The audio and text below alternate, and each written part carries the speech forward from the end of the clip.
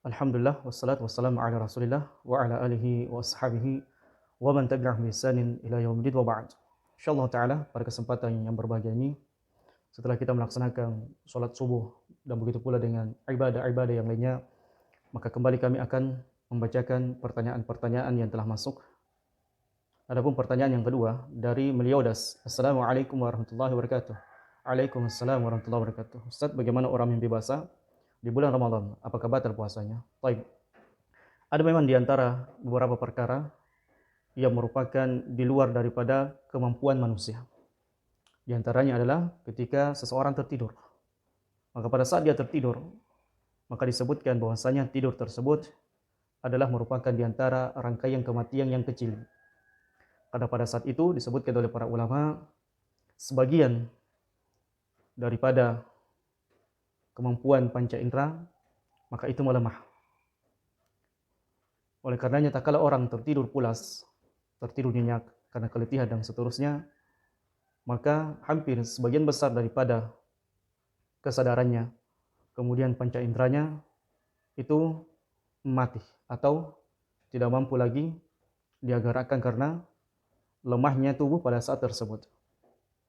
Sehingga zaman rahmatullah subhanahu wa ta'ala, orang yang tertidur pulas, kemudian ada hal-hal yang terjadi pada saat dia tertidur, maka itu diantara perkara yang dimaafkan oleh syariat.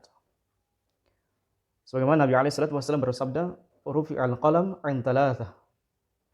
Pena diangkat dari 3 orang. Apa yang dimaksud dengan pena diangkat dari 3 orang?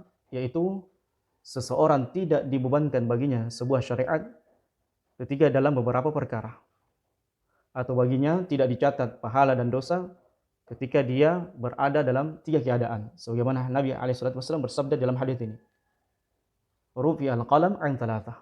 Pena diangkat, tidak dicatat baginya pahala dan dosa dari 3 jenis manusia, dari 3 orang manusia.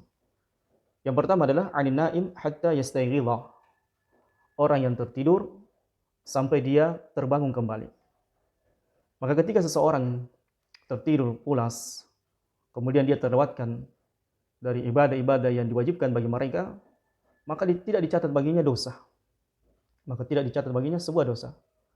Sebagaimana Nabi SAW dan para sahabatnya pernah tertidur ketika perang Tabuk, di mana pada saat itu Nabi SAW dan para sahabatnya keletihan pada saat perang Tabuk, yang kemudian Nabi SAW tidak sempat melaksanakan sholat subuh di waktunya, hingga kemudian Nabi SAW terbangun dari tidurnya pada saat matahari sudah meninggi. Akhirnya diingatkan oleh para sahabat pada saat mereka belum sholat subuh, karena mereka belum sholat subuh. Akhirnya bangkitlah kemudian Nabi SAW memerintahkan Bilal untuk azan.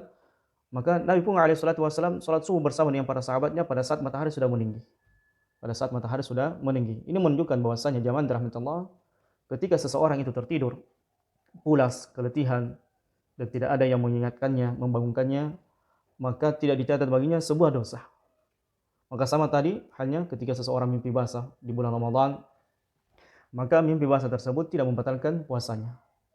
Ya, sebagaimana dijelaskan oleh para ulama panjang lebar berkaitan dengan ini. Kemudian yang kedua, wa anis sabi hatta yablugh. Anak kecil sampai dia dewasa. Jadi semua ibadah yang dilakukan oleh anak kecil, misalnya ibadah salat, ibadah haji, ibadah zakat, sampai dia belum balik, maka tidak dicatat baginya pahala. Begitu pula dengan hal-hal yang dia lakukan, kenakalan yang dia lakukan, sampai dia belum balik, belum masuk di usia tamyiz, maka dia tidak dicatat baginya sebuah dosa. Baik. Kemudian yang ketiga adalah wa anil majnun hatta yaqil. Dari orang gila sampai dia berakal. Maka orang gila zaman rahmatullah, orang yang kehilangan kewarasannya, maka dia dimaafkan oleh syariat apabila dia meninggalkan ibadah-ibadah di sisi Allah Subhanahu wa taala. Maka dalam kasus ini, orang yang mimpi basah di bulan Ramadan, di siang hari bulan Ramadan, maka insyaallah taala tidak membatalkan puasanya. Wallahu a'lam bishawab.